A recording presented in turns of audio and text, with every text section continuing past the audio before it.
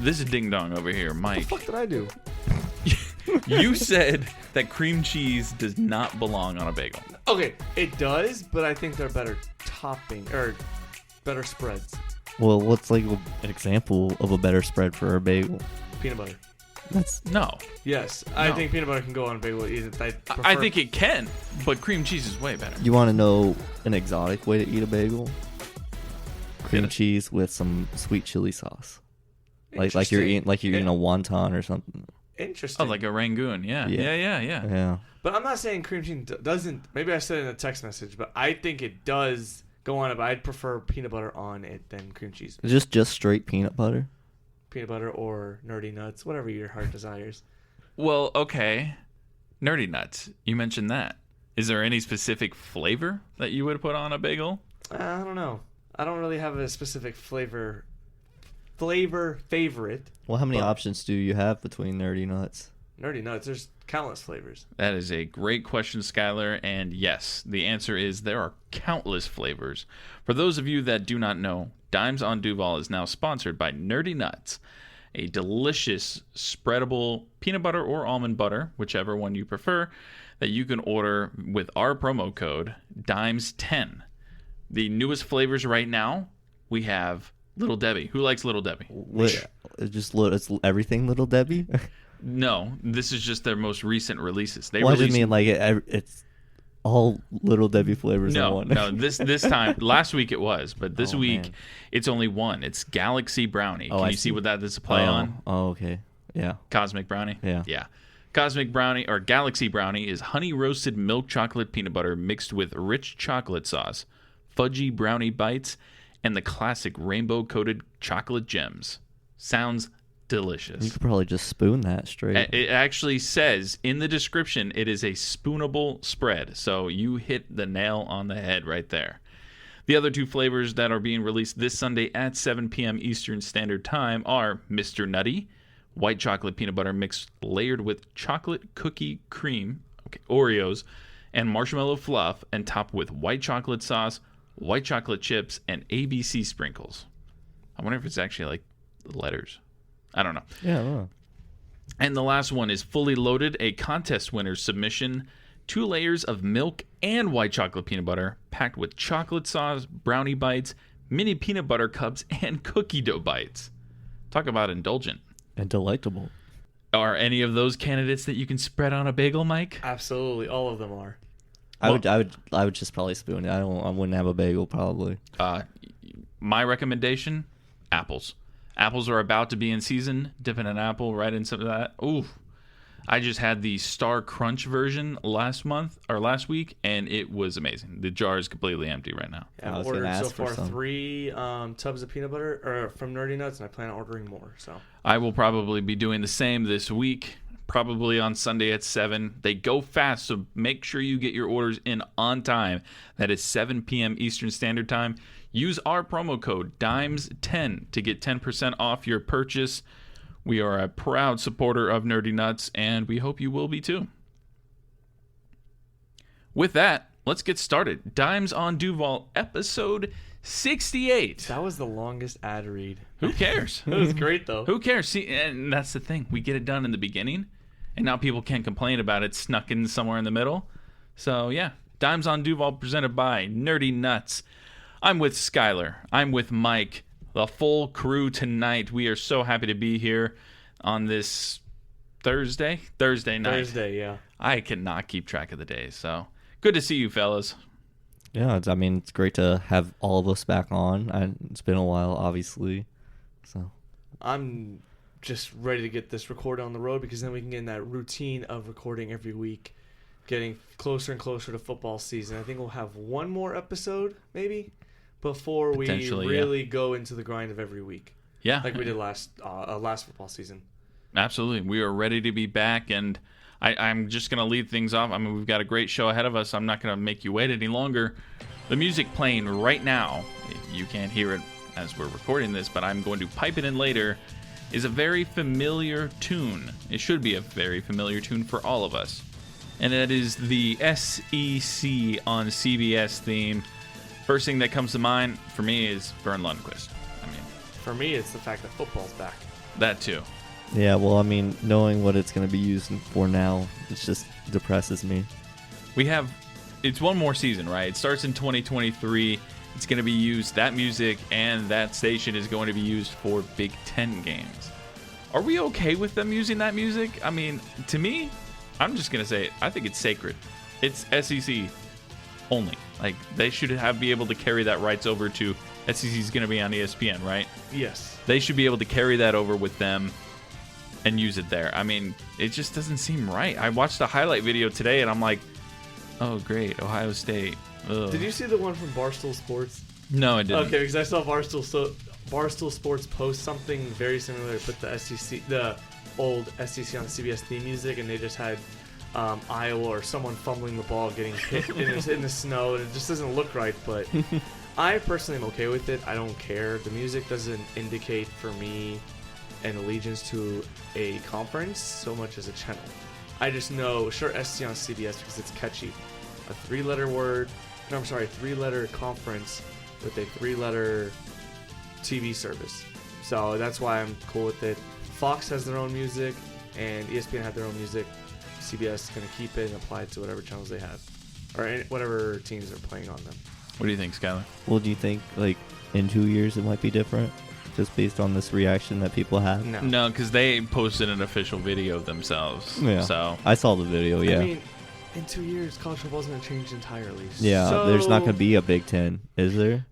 They're going to probably call it something different. It's I feel going like to be they're- Ohio State with Florida and Alabama and the SEC on CBS. The new SEC conference.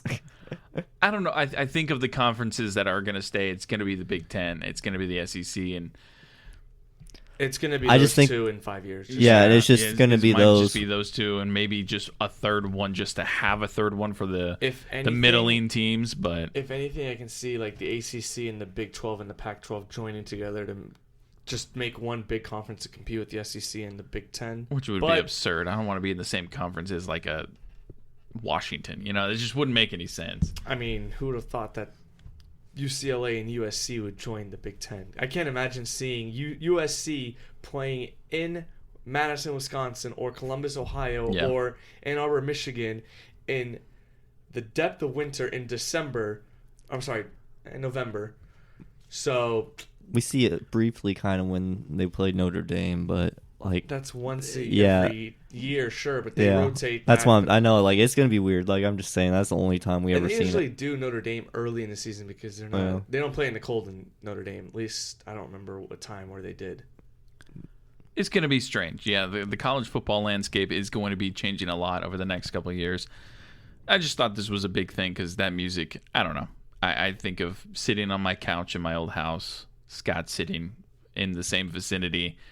Doors are open. I can hear the wind chime in our backyard. There's a nice cool breeze, and Vern and Gary are setting up Florida versus Tennessee game or something like that. That's the main one on CBS. I feel like besides Florida, Georgia, and then Alabama, Auburn. Yeah, and at this point, Florida, Georgia, if I'm not like walking around downtown or something, I just feel like I'm not exactly like, Yeah, it's not right. I need to be down there because I'm so close to it anyway.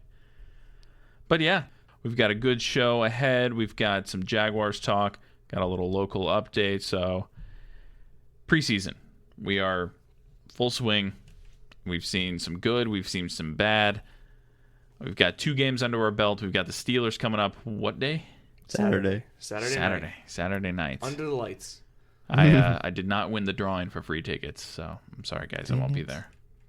I'll be in St. Louis, so I'll be at work, or maybe talking about a concert later. I might try to go to that if I can get coverage. But Nice little tease there. But preseason so far. Well, let's just back up to last Friday, Browns game. The only game that mattered. Yeah. Were we impressed with the starters' performance against the Browns? it's hard to know because I mean Deshaun is so rusty, and the number 10 on that team had some drops. Like you could pull up the stats and be like, I mean, yeah, the defense did their job, but I don't know. It's hard to say with how Deshaun was gonna be playing in his first game in 2 years, and then the offense did okay. They moved the ball, but they didn't finish drives in the end zone. But it's preseason. They're trying different things. They were running the ball a lot with ETN, so I think you get different players in there. Kirk would have played if it was regular season. James Robinson probably plays if it's regular season. Yeah. So Jamal Agnew. Yeah, swag new. What about you, Mike? Guys, I'm scared. Scared of what? Scared of how hopeful I am. Yeah, I was saying the same thing too, like to Keith, not like during the game, but you go on with your thoughts. Like, I am very dangerously optimistic here. Like, Whoa. Mike Yashi is optimistic? Okay, so like I said on the Sports Bar podcast, by the way, a huge plug for that because Keith and I were guests on their podcast as a crossover episode. Go listen to that. I strongly do believe that Doug Peterson is a significant improvement as a head coach from the previous regime. Definitely. Well, I mean, you couldn't get much worse than the previous regime, but I understand. Continue. And his ability to mentor young quarterbacks, granted, like, he was a young quarterback. He won a few Super Bowls, one as a player and one as a coach, I believe. I think as a player, if I'm not mistaken. Oh, yeah, back up to Favre. Yeah. Yep. Either way, he won a Super Bowl. I don't care. So, for me, this offense looked good on Friday. And I really do believe that this offense still has a lot to improve on. For example, pass blocking is still a question mark for me. The offensive line is okay, not great. I am not confident in that right tackle position right now with Walker Little and Jawan Taylor battling it out. And the tight end is still a crap show for me. Like, I'm not trusting Evan Ingram. He's had drops issues in New York, and he's had them in training camp, and we'll see if he fixes those in the offseason. Yeah, I mean, I get Or, those. I'm sorry, in the preseason. Yeah, I get those concerns. I think Ingram, he had the bulk of plays and targets the last one, but that's because I think they know what Dan Arnold is and how he's going to play. So, meh, but you pair them together, there's going to be ultra meh. Well, I think Ingram was a first-round pick. So does that become Yeah, maybe you dropped the M. I don't know. Yeah. I mean, Ingram was a first-round pick. He has some talent. Yeah. The thing is, he can't stay healthy and he has drops. Did you see the video of him working on the jugs machine? I'm good. My thing is with this offense, there was, like I said on the Sports Bar podcast, I really was impressed with the offense. I've never seen a bunch of fans when the first play of the game, when Trevor threw it to Zay Jones along the sideline. I was impressed by Trevor's footwork, for one, his accuracy, too, and Zay Jones' ability to beat the corner for number 3. Because how often do we see them try a big play on the first play to set a tone, and it ultimately backfires because it either gets batted away, intercepted, sack. About 8 out of 10 times. Yeah. So for me, I was very impressed, and Travis Etienne looked good. And I'm going to plug this again. On the Fantasy Football podcast that I was on a few weeks ago, or maybe it was last week, they asked me about Travis Etienne. And I said I'm not a fan of Travis Etienne at his draft position in fantasy for anyone that cares about draft positions in fantasy. However, after seeing that game, I am very sold on Travis Etienne being a factor in this offense. Still not convinced that take in fantasy in terms of how high he's going, but I do believe that he'll be a huge factor for this offense, especially when James Robinson does come back in as early as week 2, week 3, week 4. I mean, he could potentially be there week 1, but I mean, they're not going to rush it, obviously. Exactly. I wouldn't rush it either. So for me, I think week 6 is a good goal for James Robinson to get back to 100%. So we'll see. Fair. Yeah. But I do believe in this offense a lot. And the defense, I'm not worried about. I trust its defense. Defense was our bright spot last year.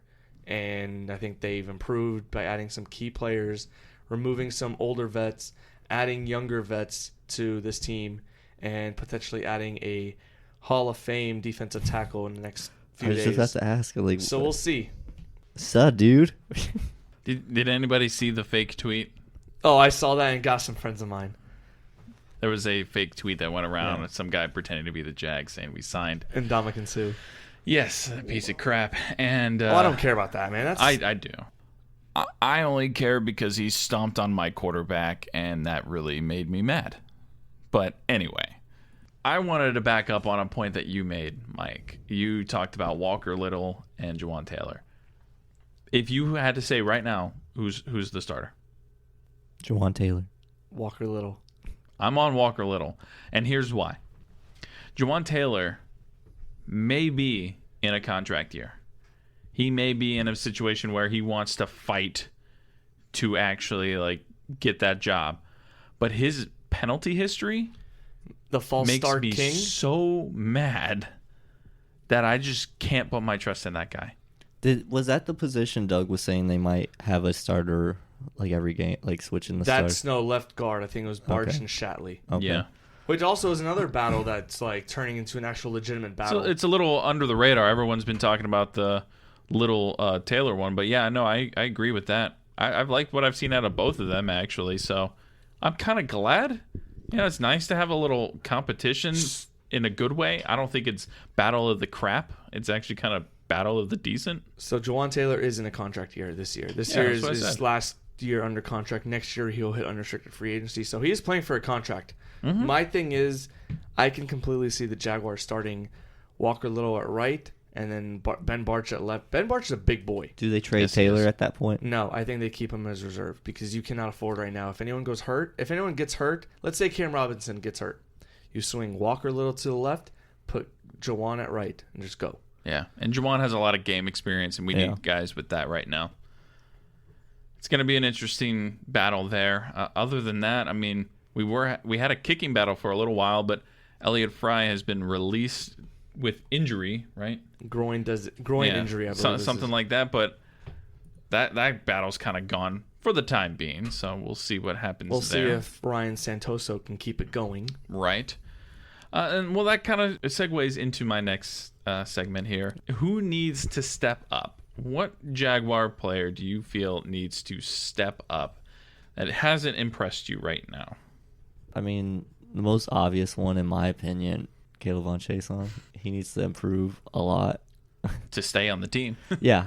I mean, exactly. If he's gonna be on the team, like we spent, we didn't. I mean, we drafted him in a good high position, second round, right? I believe or late. No, Chason was a late first round. Number 20 pick in 2020 with Yeah. the Jalen Ramsey trade. So yeah, Yikes. bust city. Does he make the roster? No, Yeah, probably not. Not with Arden Key and. he might Smoot. make it just because we can afford the depth. But personally, I don't think he should. He's done nothing to indicate he's earned a spot. But He just dances around.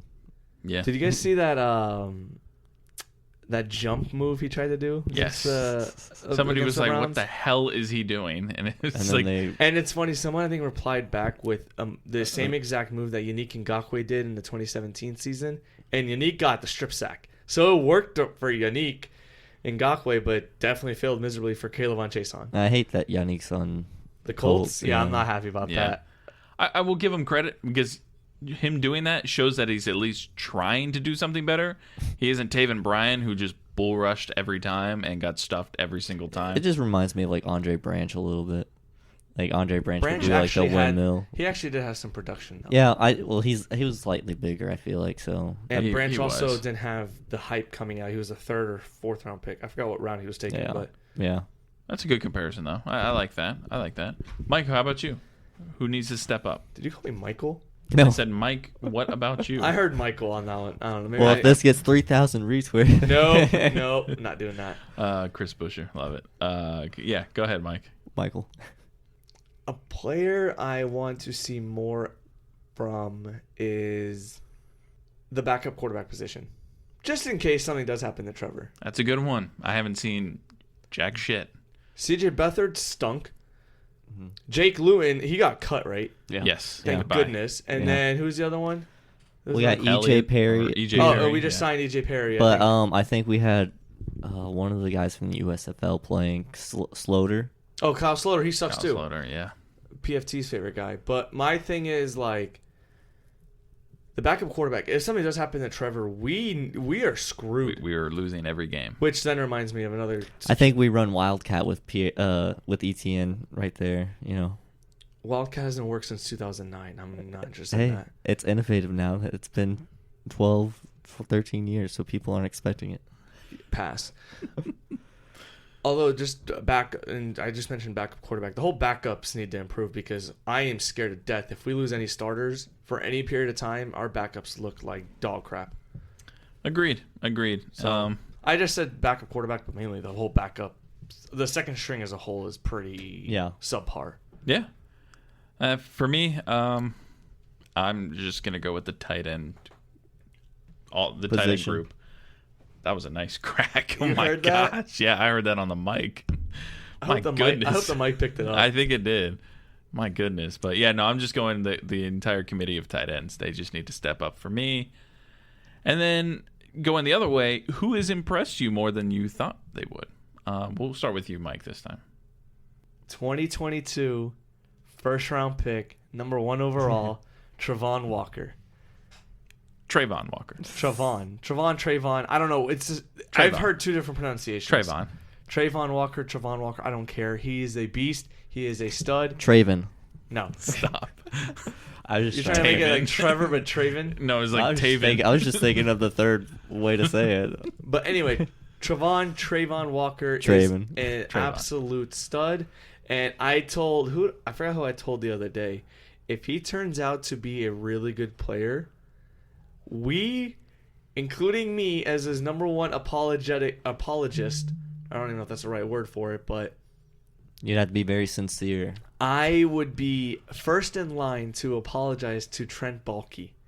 Because, if he hits on Trayvon Walker, and I mean, the whole city of Jacksonville owes him an apology, and I am at the front of the line. Hashtag Baalke Masterclass. Yeah, I mean, if he turns out to be a Jadeveon Jadeveon wasn't that great compared to college Jadeveon Clowney. To Myles Garrett, Nick Bosa, Joey Bosa, like those premier pass rushers.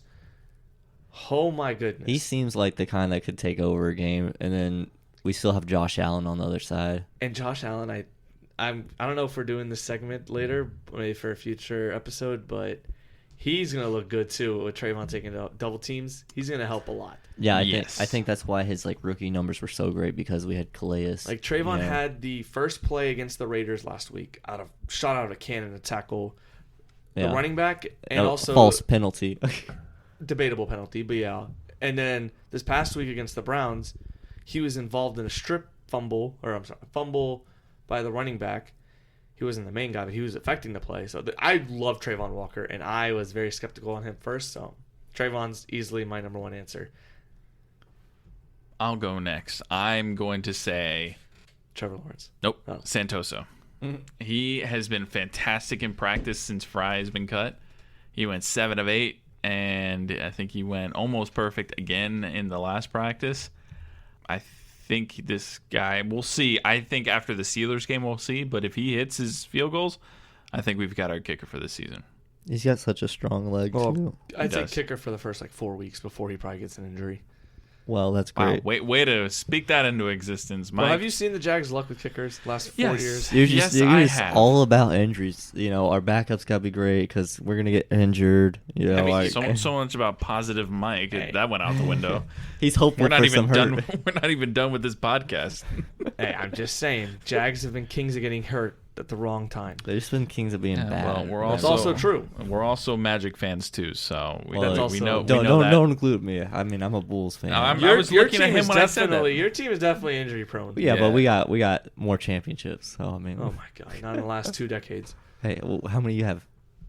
Shut up. We've only been around for 3 decades, so chill out. Back on the Jags, not NBA. We did the All NBA episode last month. Yes, and I will be recording a Manzi's Magic very soon because I've got a lot to get off my chest. Ooh, I emoji. What about you, Skylar? Who do you have as someone who impressed you more than you thought? I got to go with Zay Jones. It's a great answer. Yeah, I mean, I wasn't expecting the receivers coming in to be like prime Des Bryant or whatever, Randy Moss, but. What, you weren't? I was. Well, they paid them the highest ever. So, makes me more excited to see Kirk, see how he does with Zay on the field, and just having those 2 guys out there with Marvin Jones as well. It's just those are 3 really solid guys that, for the most part, are going to get be able to catch the ball and get to a spot on the field that you need them to, and they had that leadership. So, yeah, I was just impressed with Zay. He was fairly wide open throughout the most part of the game, and RPO plays open that up a lot, and I'm excited to see the RPO. But Zay's my answer right now until I see Kirk, I guess.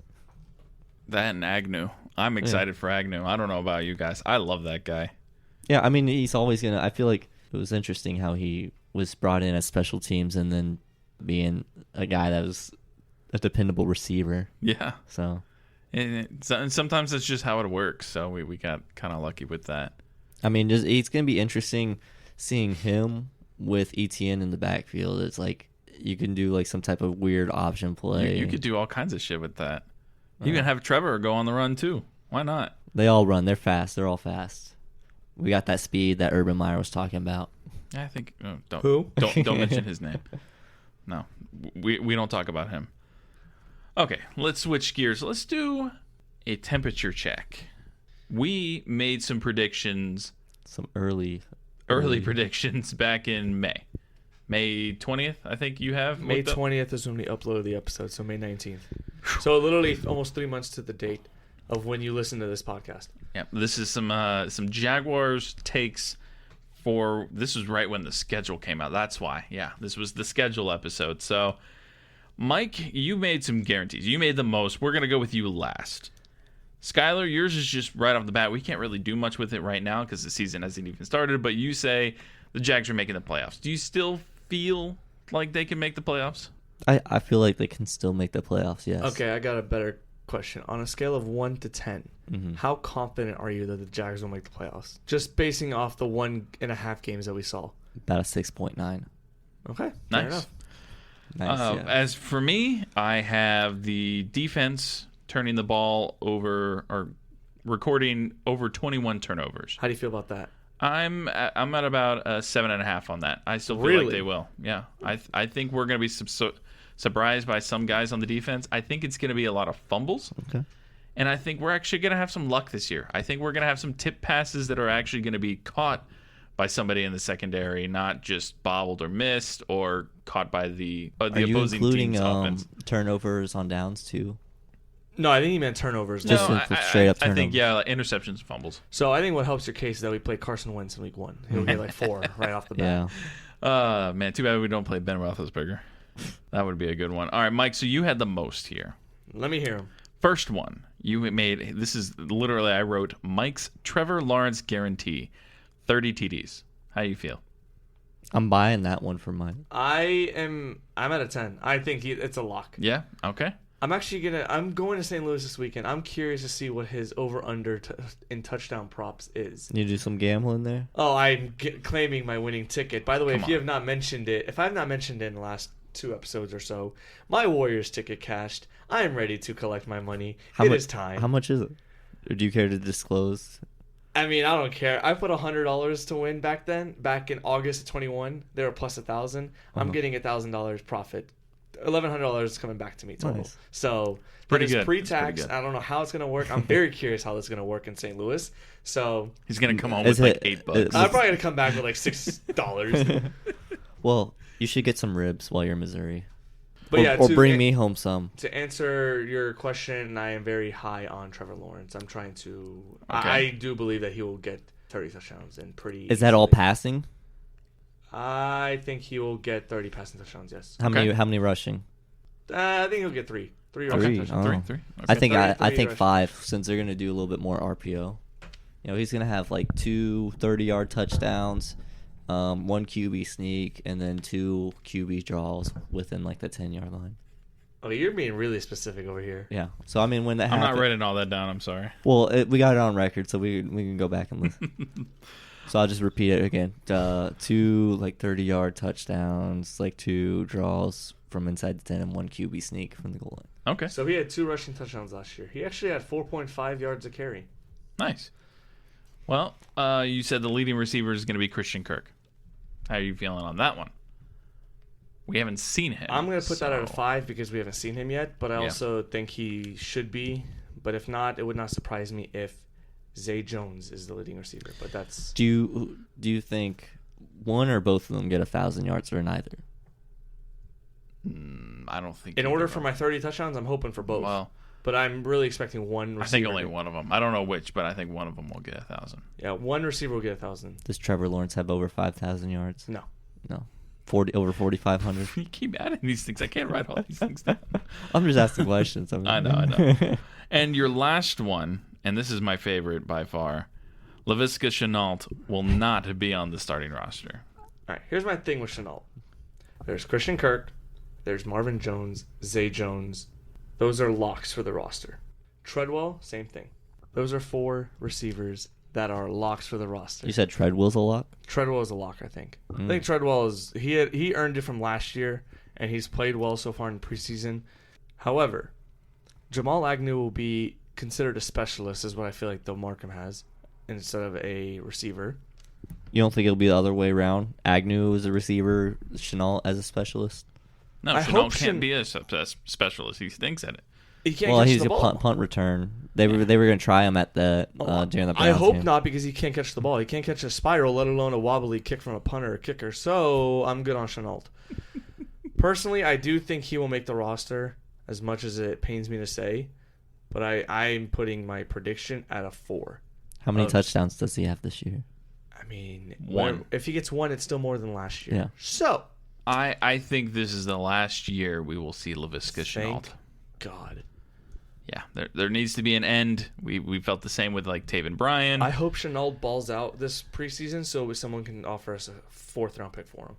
Got one more game, right? I mean, Two more. he's not. We got Well, 2 more. I don't think he's going to play in Atlanta though. I think he would max cover like a 6th-round pick. I mean, Blaine Gabbert got a 6th-round pick. So, Yeah, exactly. speaking of Blaine Gabbert, if anyone wants to go look on our Instagram, please go like that photo that Keith posted on our Instagram. Throwback Thursday. It was not a throwback picture, but it is a throwback shirt. That was funny. All right. Let's put a wrap on this. Let's do some local update, since we always try and add some local flair to each episode. I want to touch on something that is coming up around the corner. It is a festival of 2 delicious things. Well, one of them's delicious. The other one's not for me, but it is for a lot of people, which is the Jacksonville Taco and Tequila Festival. Mm-hmm. I don't really like tequila, sorry, but I like margaritas. yeah, I can drink it if it's like super mixed in with other things, but I've had some lukewarm shots of tequila in my life, and it makes my stomach queasy just thinking about it. Yeah. Anyway, the Jacksonville Taco and Tequila Festival is September 24th through the 25th. It's in Riverside Park. It is, if you're not familiar, it's Riverside and 5 Points area right there. If you follow 904 Happy Hour on Instagram, they are doing discounted tickets right now until August 21st. So just a couple days from now. Take advantage of these discounted tickets. The pricing is up to 40% off. That is a huge discount. And enjoy music. They've got live music. They're going to have a DJ set. They're going to actually have some people playing as well. And they're going to have tacos and tequila. I mean, that sounds delicious. it sounds like it sells itself, honestly. And then also that same weekend, the Arlington Appreciation Weekend is going on. So there's right. local stores doing some stuff. I just met up with Mike McCann over at Jack's Co Furniture. Coastal's might have a sim up in the furniture store during that weekend, but that was just another thing going on through town, just Arlington appreciation. So regardless whether we're there or not, I mean, that's still something cool to support too. That one's not charged, I don't think, like the tacos and tequila. So if you miss out on a ticket, you still have something to do that weekend. Yeah, exactly. With that, there are some events going on around town. The Florida Theater will be hosting, let's see, what is today? The 18th. They're actually doing something right now, but coming up, August 28th, Monsters, Inc. They're going to be playing that in there, so for all you Monsters, Inc. fans, one of my favorite movies. That'd be cool to see there. Mm-hmm. And in the beginning of September, Jim Gaffigan, the comedian, will be in town. I'm actually going to, I can't remember which night, but I'm going. He's there 3 nights, September 8th through the 10th. I'll be there for that. Do love me some Jim Gaffigan. And then just some other names just to note. Collective Soul will be in town. They'll be in town on the 13th. And Blues Clues and You live on stage September 29th. I just had to mention that one because I was a Blues Clues kid growing up. Until Steve left, right? And Joe came. Until Steve went to college. Yeah. No, same thing. Same thing for me. Yeah, my aunt had a huge crush on Steve, so like. Hey, he was awesome. Now he's a rocker or whatever. Yeah. Well, speaking of rockers, I also got a buddy in a local band, Travis Eldridge. He's drummer in a band called Flag on Fire. I'm just gonna read from what the SoundspeedRecords.com has about their band. That's Flag on Fire is a 5-piece melodic punk band from Jacksonville, Florida, formed in 2016, fueled by the love of skate punk. And then I'm not going to read too much after that because skate punk's all you need to know. I think that's a good genre for this area. Like grunge. So where are they going to be playing? They'll be playing at 1904 this Saturday at 7:45 primetime slot, and then they got another show next Saturday at Kona at 9 p.m. Got Bo Dillard on vocals, Warren Cook at bass guitar, Taylor Cutler, also known as Tito, as the rhythm guitar backing vocals. Will Frazier, lead guitar backing vocals, and of course my buddy Travis Eldridge at drums. So hopefully this is updated in terms of that band roster. But if not, I don't think they'll kill you. Well, you yeah, at least give them some shouts. You go see them, and then you'll find out if it's accurate or not, and you let us know. So I'm trying to be at one of those shows. Kona one's probably going to be more likely, but definitely check them out. And I heard Travis on a different album. They just he plays in all sorts of other bands, so I get to hear his music from other areas too. And he's a great drummer. He's actually been center stage at Rockville when it's been here. Ooh, okay, so he's got some skill. He's pretty good. This is not just a band getting up and going. They're about to release their second album here in a little bit. He just said they got done recording it, so that's a big deal. Most bands can't even get to 1. Being at 2 is huge. So. Yeah. Wrapping things up, we got the Jacksonville Jumbo Shrimp. They are in town. The game tonight, as we record this, is August 18th. It's been postponed due to rain. It'll be made up on Sunday. So if you are in the area, we've got a doubleheader tomorrow night, 5 o'clock, and I don't even know, whatever the next game ends. Whenever that one ends against Nashville. Yeah. It looks like they moved the game from Saturday to Friday. Well, Game 2 moved from 8:20, which is a Saturday. Yeah, so because they were going to have a doubleheader already, so they're just going to go 2 doubleheaders instead of playing 19th, the 20th, and the 21st, the doubleheader. They're just going to do 2 doubleheaders to make it a little bit easier.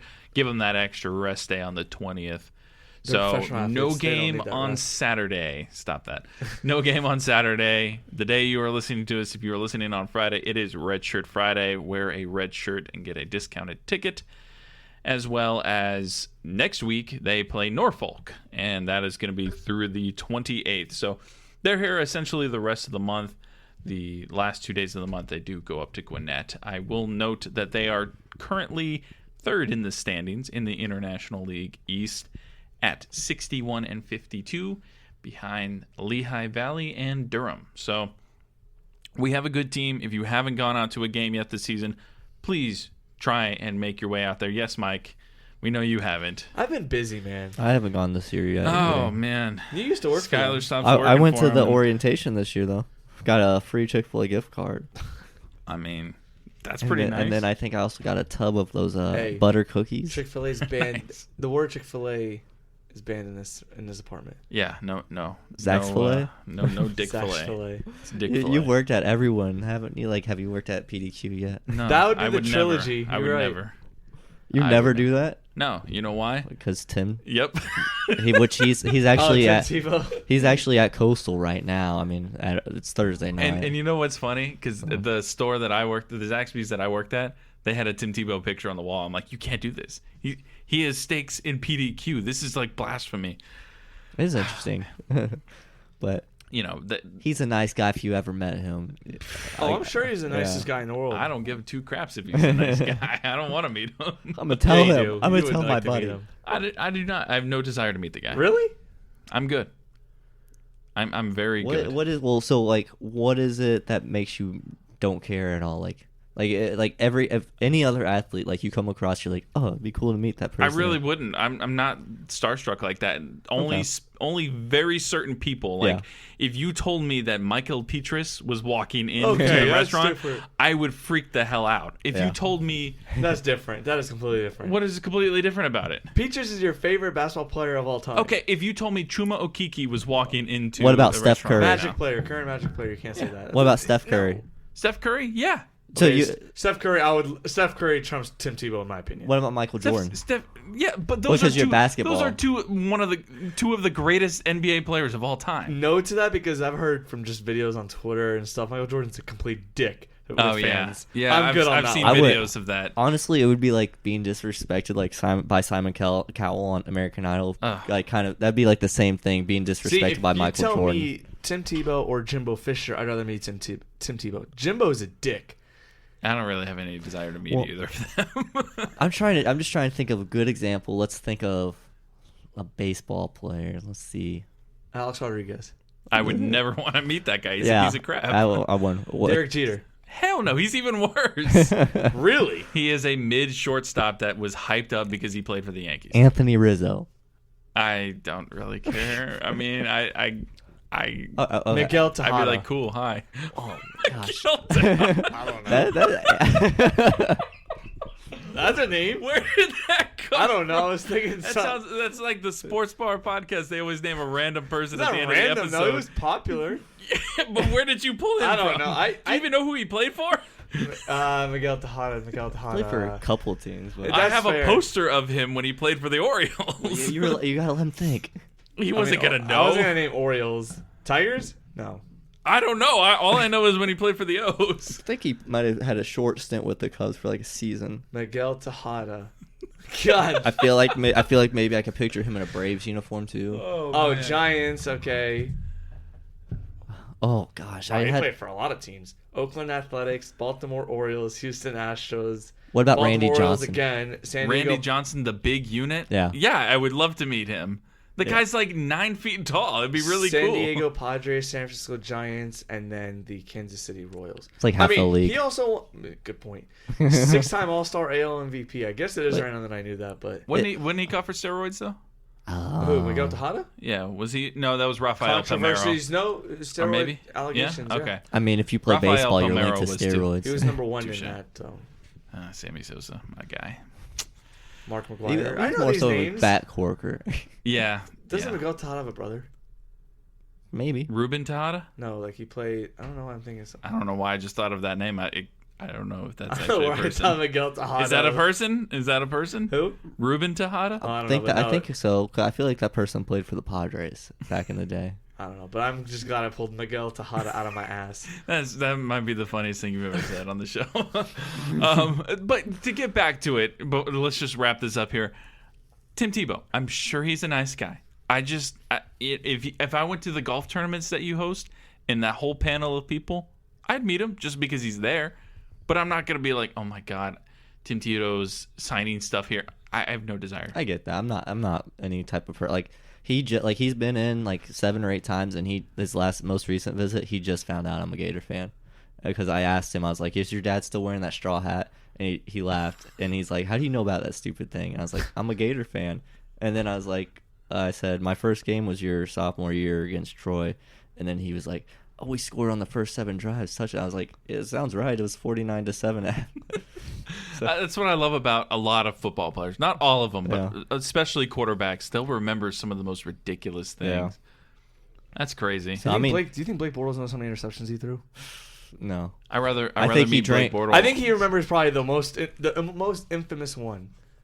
The shoe one? There's two. The shoe one or the helmet one. He probably remembers how many beers he had after those games. I mean, do you not remember the interview he had with Part of My Take? A 15-year-old kid walked up to him, knocked on his door, just gave him a Coors Light or Bud Light and whatever, and just ran away. That was the funniest interview. That's such Blake Bortles. I would rather meet Blake Bortles than Blake Bortles is actually he's funny. Yeah, I met him too. So he's actually pretty funny. Yeah, he's a down-to-earth guy. Yeah. I mean, he's had ripping cigs and doing construction if he wasn't playing football. He's a frat dude. Yeah. Yeah, kinda. he's a frat dude 100%. Absolutely. Well, He's let's like- put a bow on this episode. It has been... What is the Dimes on Duval podcast without a mention of Blake Bortles? Touche. Is it a Jaguars podcast or a Blake Bortles podcast? We have no idea. But we thank you guys for bearing with us when we go off on these random tangents. Thank you all for listening to another episode of Dimes on Duval presented by Nerdy Nuts. He's Skylar Chase. He's Mike Yaji. And I am Keith Manzi signing off, and we'll catch you next time. Miguel Tejada.